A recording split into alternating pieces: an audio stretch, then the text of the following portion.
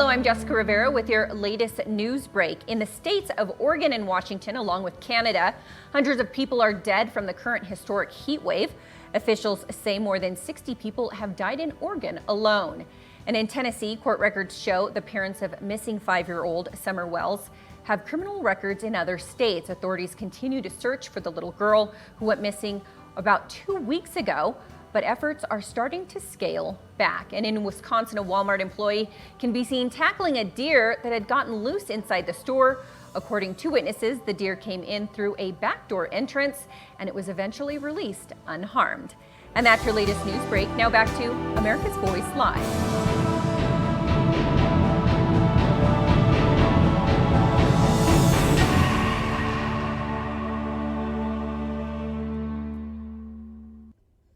That was a pretty nice open field tackle of a wild deer in a Walmart. I mean, give the guy credit. All right, today President Biden is in Surfside, Florida, but on Tuesday, Biden spoke in La Crosse, Wisconsin, touting the benefits of his so-called bipartisan infrastructure plan. Joining our panel to discuss today about what he had to say, Real America's Voice commentator Drew Hernandez, the president of the New York Young Republicans Club, Gavin, and the president of the Italian Youth Movement, Giovanni Corrado. Now, during his 30-minute speech, gentlemen, President Biden claimed millions of school kids are getting sick because of the particulate matter released by diesel school buses. And, well, a lot more. Listen to this. If you can get to your destination in the same amount of time or less on rail than you can by car, people will take rail. And, Gov, you know this better than anybody. Imagine if you could get from La Crosse to Chicago in 2 hours instead of 4.5. That's what this would allow us to build the capacity to do. And besides, it would not only make your travel easier, I don't know why I'd go to Chicago, but you know, all kidding aside, it would reduce the largest source of pollution in America, vehicle travel. Listen to what he said there, gentlemen. The largest source of pollution in America is your car, your truck, your freedom, because in America, the light car, the light truck has always been a source of freedom, Route 66 and all of those things. It's pretty clear the Democrats have now set their sights on that personal freedom that Americans have. And Gavin, I'll start with you. You can hear what they're saying, talking about trains that have been a failure in America for years and years. In California, there's a $77 billion train project that hasn't gotten out of the station yet. What do you make of it?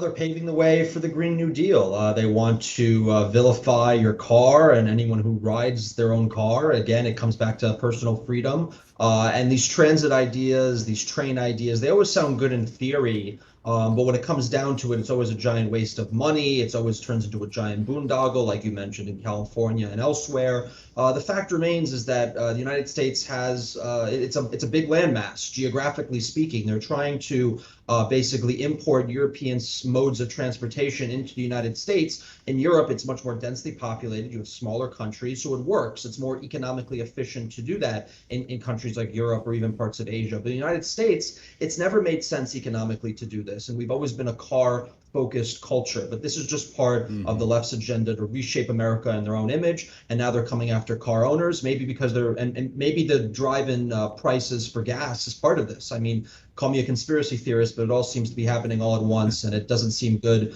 for any commuters out there or anyone who loves their car. They're coming at us from all sides, Drew. That's the way it seems to me. Now, I'd like to point out that just last week, in the state of California, they said, do not charge your cars because we're having a heat wave. So, like, do it at 2 in the morning because people are normally up at 2 in the morning to fill their car up with gas. The point being is, they're talking about light rail, which has never worked very well. Amtrak has been a financial disaster my entire life.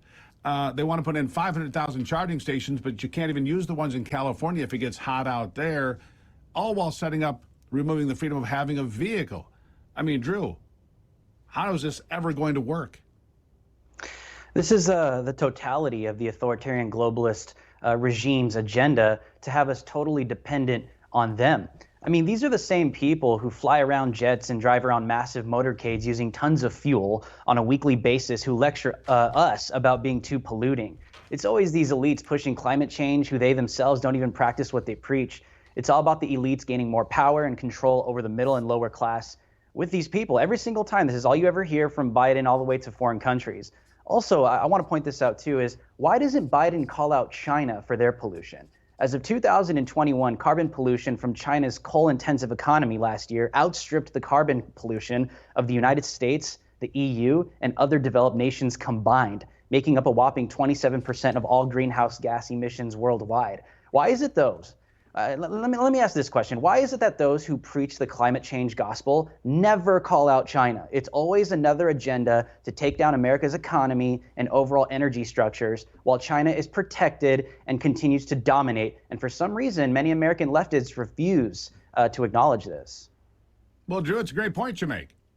While America is decommissioning and bulldozing coal-fired power plants, China's in the process of building 200 brand new coal-fired power plants, 120 in China, 80 more in various countries around the world, many of which they're putting into mothballs and just letting them sit there for future reference. They must know something we don't. And Giovanni, it's not just California that can't charge the cars. Bill de Blasio is now begging people in New York City, please, don't use the power. Don't use your air conditioner. We have a power problem. And so while New York is getting rid of fracking, getting rid of coal-fired power plants, they're also getting ready to sit in the dark, apparently, with no air conditioning. I mean, this is insanity, isn't it? It sounds like insanity to me. I mean, let me get this straight. We came after cows with the Green New Deal proposal. Then we came after plane travel. Now we're coming after cars. And now we're coming after air conditioning as well. Where does democratic nonsense pause and just look at itself in the mirror? When do they look at themselves in the mirror and just go, wow, I think we brought this too far? While our energy grid completely disintegrates, these are our priorities. And these are the things that we discuss in the public realm. And when I say we, I don't actually mean we, I just mean Democrats. So we need to combat this day by day, strictly from a policy and messaging standpoint over and over again. I mean, I come from Europe. Gavin was pointing out something that is very true. You know, we're more densely populated in Europe. We have smaller countries. Trains work well. They make sense economically. In the United States, it's not like that. It's never worked before. And how are we going to take away people's freedoms, mobility freedoms with their cars, and input solutions that are not going to work for the type of country that we are? I think that's not a winning game plan. Yeah, I mean, they could do something sensible, couldn't they? Like, you know, outlawing lawnmowers, so I don't have to spend my whole Saturday mowing the lawn. I mean, couldn't we do something that helps me out? Anyhow, Drew Hernandez, Gavin Wax, and Giovanni Corrado, we leave it there for today. Thank you, gentlemen. Thank you for being here. This is America's Voice Live. I mean, wouldn't it be great? Didn't have to mow the lawn over the 4th of July weekend. Come on. Who's with me? We'll be right back.